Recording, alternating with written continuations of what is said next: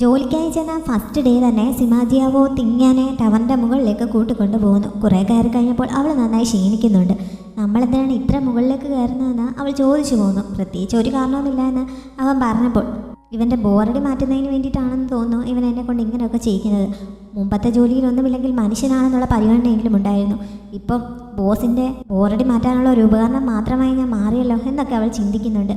അപ്പോഴാണ് ഐശ്വര്യമായിട്ട് ഈ തറ ക്ലീൻ ചെയ്ത് ഇന്ന് ഡ്യൂട്ടി തുടങ്ങിക്കോളാൻ അവൻ പറഞ്ഞത്. ചെയ്യേണ്ട ജോലിയെ പറ്റി കേട്ടപ്പോൾ തിങ്ങാനൊന്ന് ഞെട്ടുന്നുണ്ടെങ്കിലും വേറെ വഴിയില്ലല്ലോ.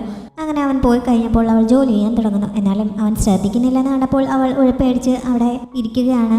അവിടെ ഇരുന്നുള്ള വ്യൂ ഒക്കെ അവൾ നന്നായി ആസ്വദിക്കുന്നുണ്ട്. 500 വർഷങ്ങൾ ഈ ടവറിനുള്ളിൽ തനിച്ച് താമസിച്ചപ്പോൾ അവന് വട്ടായി പോയതിൽ കുറ്റം പറയാൻ പറ്റില്ല എന്നും അവൾ ചിന്തിക്കുന്നു. ഈ സമയത്താണ് ആരോ വരുന്ന ശബ്ദം അവൾ കേട്ടത്. അവനായിരിക്കുമെന്ന് കരുതി പെട്ടെന്ന് അവൾ തറ തുടയ്ക്കാൻ തുടങ്ങുന്നു. പക്ഷേ സ്നേക്കാണെന്ന് മനസ്സിലായപ്പോൾ അവൾ കയ്യിലിരുന്ന തുണിയൊക്കെ മാറ്റിയിട്ട് വീണ്ടും ഉഴപ്പിയടിച്ചിരിക്കുന്നുണ്ട്. ഇപ്പോൾ അവൾക്ക് സ്നേഹിനെ ഒട്ടും പേടിയില്ലാതെ ആയിരിക്കുന്നു.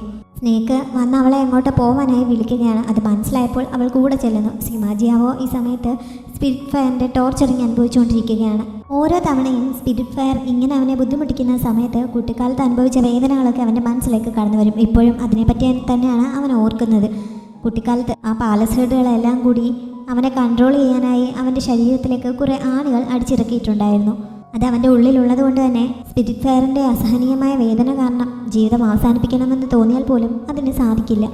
ഓരോ തവണ സ്പിരിറ്റ് ഫയറിൻ്റെ ബുദ്ധിമുട്ട് അവൻ അനുഭവപ്പെടുന്ന സമയത്തെല്ലാം ഈ ആണികൾ മൂലമുള്ള വേദനയും അവൻ അനുഭവിക്കേണ്ടി വരും. അങ്ങനെ ഇപ്പോഴും അവൻ അതിൻ്റെ ടോർച്ചറിങ് അനുഭവിച്ചുകൊണ്ടിരിക്കുകയാണ്. ഈ സമയത്താണ് തിങ്ങാൻ സ്നേക്ക് വിളിച്ചുകൊണ്ട് പോയതനുസരിച്ച് അവിടെ എത്തിയത്. അവൻ എന്താണ് സംഭവിക്കുന്നതെന്ന് അവൾക്ക് കണ്ടിട്ട് മനസ്സിലാവുന്നില്ല. അവൾ അവിടെ നിന്ന് ഓരോന്ന് പറയുന്നുണ്ടെങ്കിലും പക്ഷേ അവനത് കേൾക്കുന്നതായിട്ട് തോന്നുന്നില്ല. അങ്ങനെ അവൻ ദേഷ്യപ്പെട്ടാലോ എന്ന് കരുതി അവൾ പതുക്കെ അവിടെ നിന്ന് പോകാൻ തുടങ്ങിയതാണ്. പക്ഷേ ആ സമയത്ത് അവൻ്റെ കണ്ടീഷൻ കുറച്ചുകൂടി മോശമാവുന്നു. അത് കണ്ടിട്ട് അവോയ്ഡ് ചെയ്ത് പോകാൻ അവൾക്ക് മനസ്സ് വരുന്നില്ല. അങ്ങനെ അവൾ എന്താണ് അവന് കുഴപ്പമെന്ന് അറിയാനായി അവൻ്റെ അടുത്തേക്ക് ചെന്ന് നോക്കാൻ തുടങ്ങുന്നു.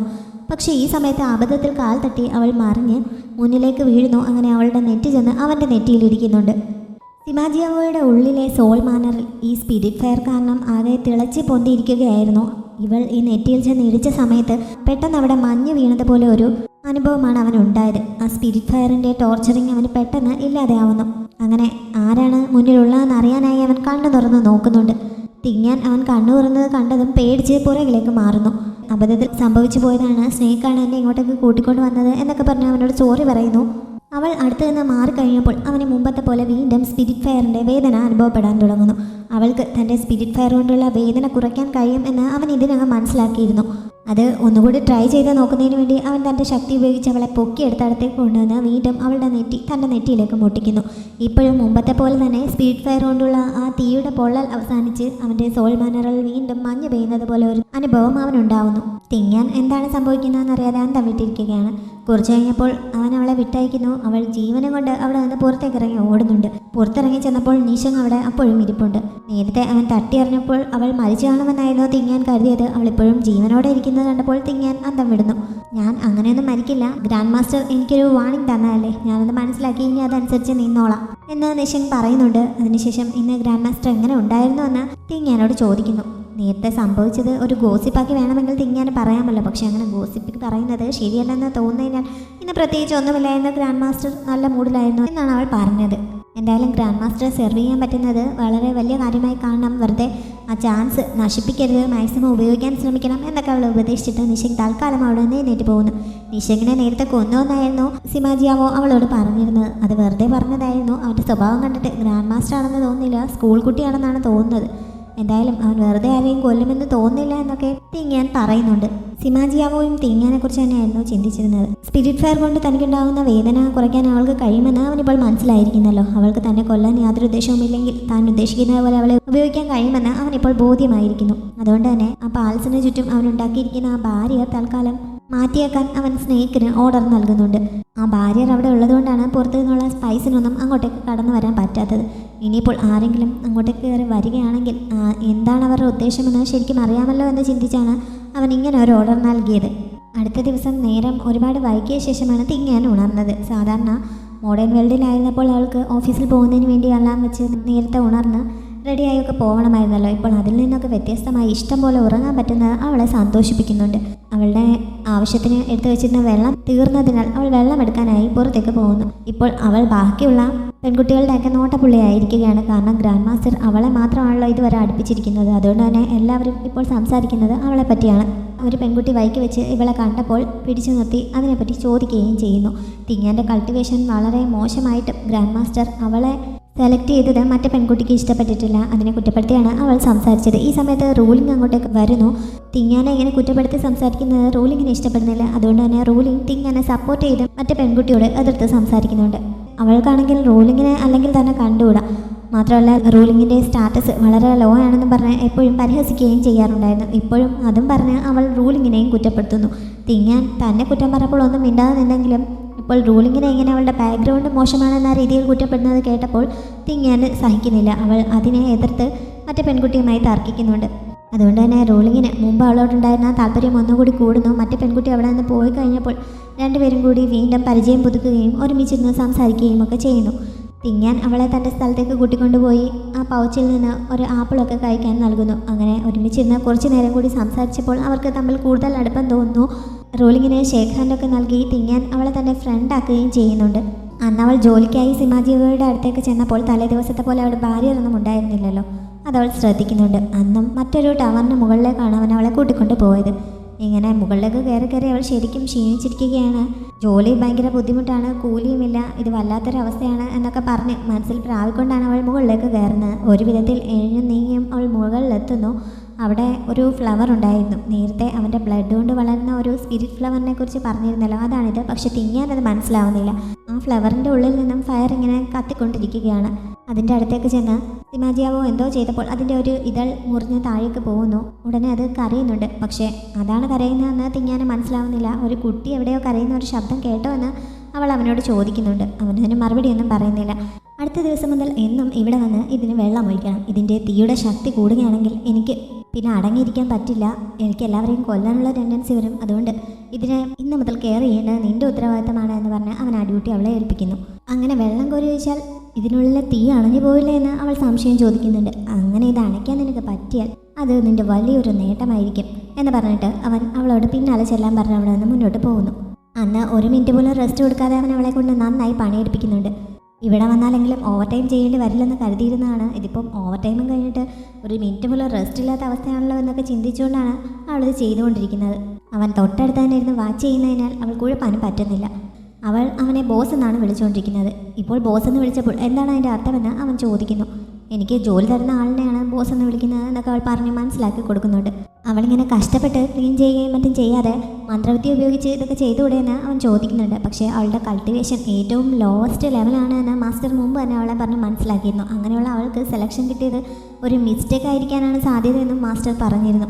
എൻ്റെ കൾട്ടിവേഷൻ വളരെ ലോ ആണെന്ന് അവൾ തുറന്ന് സമ്മതിക്കുന്നുണ്ട്.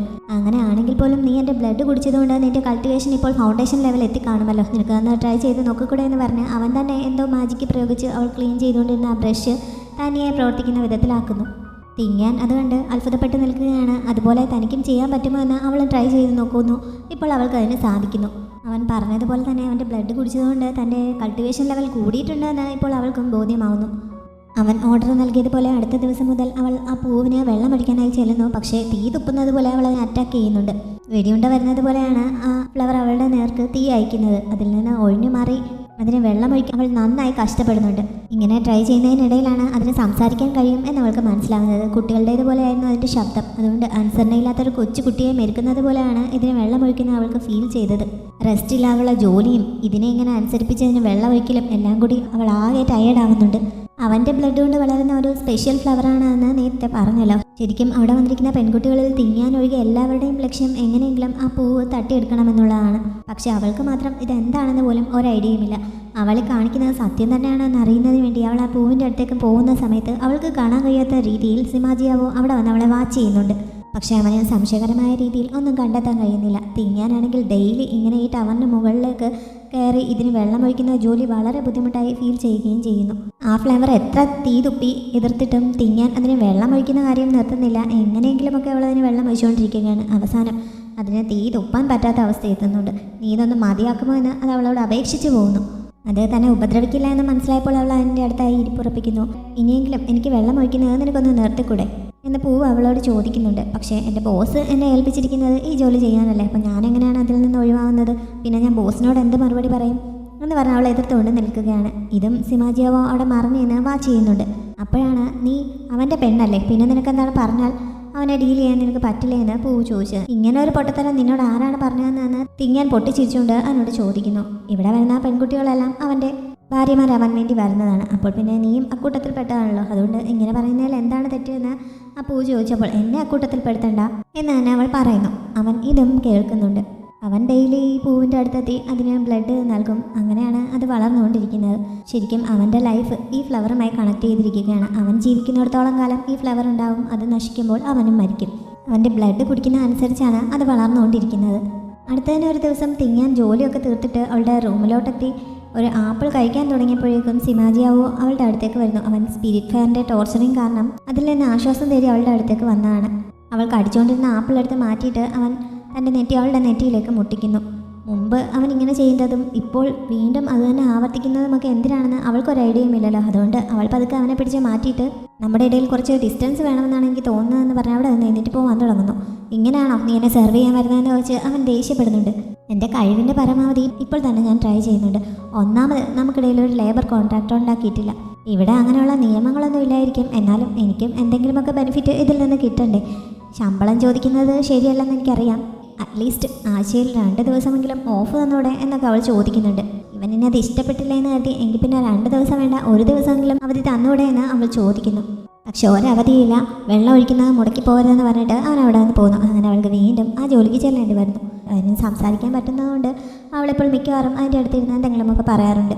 പൂവ് പറഞ്ഞാണ് അവൻ്റെ പേര് സിമാജിയാവോ എന്നാണ് എന്ന് അവൾക്ക് മനസ്സിലാവുന്നത്. അതുപോലെ തന്നെ അവൻ പറഞ്ഞതുപോലെ ഈ പൂവ് നന്നായി വളരുമ്പോൾ അവന് കൊല്ലാനുള്ള ടെൻഡൻസി ഒന്നും ഉണ്ടാവില്ല. അങ്ങനെ ഞാൻ കള്ളം പറഞ്ഞതാണ് എന്നും പൂവ് അവളെ അറിയിക്കുന്നുണ്ട്. അതുകൊണ്ട് ഇനിയെങ്കിലും വെള്ളം ഒഴിക്കുന്നതൊന്ന് മതിയാക്കുമോ എന്നും പൂവ് റിക്വസ്റ്റ് ചെയ്യുന്നുണ്ട്. പക്ഷേ തിങ്ങാൻ അത് സമ്മതിക്കുന്നില്ല. അവൾ വീണ്ടും അതിന് വെള്ളം ഒഴിക്കുന്നു. നിനക്കാകെ ഇവിടെ ഇരുന്നുകൊണ്ട് തീ തുപ്പാൻ മാത്രമല്ലേ പറ്റുകയുള്ളൂ, അവൻ്റെ കാര്യം അങ്ങനെയല്ല. അപ്പോൾ പിന്നെ കൂടുതൽ ശക്തിയുള്ള അവനെ അനുസരിക്കുന്നതാണ് എനിക്ക് ബുദ്ധി എന്ന് പറഞ്ഞുകൊണ്ടാണ് അവളത് ചെയ്തത്. ഇതും സിമാജിയാവോ കുറച്ച് അപ്പുറത്ത് നിന്നായി കേൾക്കുന്നുണ്ട്. അപ്പോഴേക്കും അവൻ അവളുടെ മുന്നിലേക്ക് വരികയും ചെയ്യുന്നു. അന്ന് അവൻ ആ പൂവിൻ്റെ 4 ഇതളുകൾ അടർത്തി അവളുടെ മുന്നിലേക്ക് ഇട്ടിട്ട് അതെടുത്തോളം പറയുന്നു. അവളത് കയ്യിലെടുത്ത് അവനെ നീട്ടിയപ്പോൾ ഇതെന്താണെന്ന് നിനക്കറിയാമോ എന്നവൻ ചോദിക്കുന്നു. ഇത് പൂവിൻ്റെ ഇതളുകളല്ലേ എന്ന് അവൾ ചോദിച്ചപ്പോൾ നിനക്കത് വേണോ? എനിക്ക് വേണ്ട, എനിക്കിതുകൊണ്ട് എന്താണ് ആവശ്യം എന്നവൾ നിഷ്കളങ്കമായി ചോദിക്കുന്നു. നിനക്ക് ഇതിനെപ്പറ്റി ഒരു ഐഡിയയും ഇല്ലെന്ന് എനിക്ക് മനസ്സിലായി. നിന്നെപ്പോലെ ഒരെണ്ണത്തിന് അവർ എന്തിനാണ് ഇങ്ങോട്ട് പറഞ്ഞു വിട്ടതെന്ന് എനിക്ക് മനസ്സിലാവുന്നില്ല എന്നവൻ പറഞ്ഞപ്പോൾ ശരിയാണ്, എനിക്ക് ആരും ഒന്നും പറഞ്ഞു തന്നിരുന്നില്ല എന്നവൾ പറയുന്നുണ്ട്. സത്യത്തിൽ കൂടുതൽ പറഞ്ഞു തരാൻ ഇവിടുത്തെ രഹസ്യങ്ങളൊന്നും തൻ്റെ മാസ്റ്ററിനും സീനിയറിനും ഒന്നും അറിയില്ല എന്നുള്ള കാര്യം അവൾക്ക് മനസ്സിലായിരുന്നു. മാത്രമല്ല കൂടുതൽ അറിയുന്നത് പെട്ടെന്ന് മരണത്തിലേക്ക് എത്തിക്കും എന്നൊരു പേടിയും അവൾക്കുണ്ട്. എന്തായാലും ആ ഇതളുകളൊക്കെ അവളോട് എടുത്തോളം പറഞ്ഞിട്ട് അവൻ അവിടെ നിന്ന് പോകുന്നു. ഈ പൂക്കൾ കൊണ്ട് ഞാൻ എന്ത് ചെയ്യാനാണെന്ന് തിങ്ങാൻ ചോദിക്കുന്നു. നിനക്ക് ശരിക്കും ഇതിനെപ്പറ്റി ഒരു ഐഡിയയും ഇല്ലേ? ഇതിൻ്റെ ഒരു ഇതൾ കഴിച്ചാൽ തന്നെ 1000 വർഷത്തെ കൾട്ടിവേഷൻ കിട്ടും. ഈ പൂവിതൾ തട്ടിയെടുക്കാൻ വേണ്ടി സെലസ്റ്റിയൽ പാലസിലെ എല്ലാവരും മത്സരമാണ് എന്നൊക്കെ പൂവ് അവൾക്ക് പറഞ്ഞു കൊടുക്കുന്നു. ഓ, അപ്പോൾ ഇതെൻ്റെ ശമ്പളമായി കണക്ക് കൂട്ടാമല്ലേ എന്ന് തിങ്ങാൻ ചിരിച്ചുകൊണ്ട് പറയുന്നുണ്ട്. നീ എന്നെ വെള്ളം വയ്ക്കാതെ ഇരിക്കുകയാണെങ്കിൽ നിനക്ക് ഞാൻ കൂടുതൽ ഇതളുകൾ തരാമെന്ന് പൂ ഓഫർ ചെയ്യുന്നുണ്ട്. പക്ഷെ തിങ്ങാൻ അതിൻ്റെ ആവശ്യമുണ്ടായിരുന്നില്ല. അത്യാഗ്രഹം ആപത്താണെന്നാണ് ഞാൻ പഠിച്ചിട്ടുള്ളത്. അതുകൊണ്ട് ഇങ്ങനെ ഒരു ഐറ്റം ഉപയോഗിക്കാൻ മാത്രം ധൈര്യം എനിക്കില്ല. ചിലപ്പോൾ ഇതെൻ്റെ മരണത്തിലേക്ക് എത്തിച്ചാലോ. ഞാനിതെന്തായാലും സൂക്ഷിച്ചു വെച്ചോളാം. ഇന്നത്തെ എൻ്റെ ജോലി കഴിഞ്ഞതുകൊണ്ട് ഞാൻ പോവുകയാണെന്ന് പറഞ്ഞ് അവൾ അവിടെ നിന്ന് പോകുന്നു.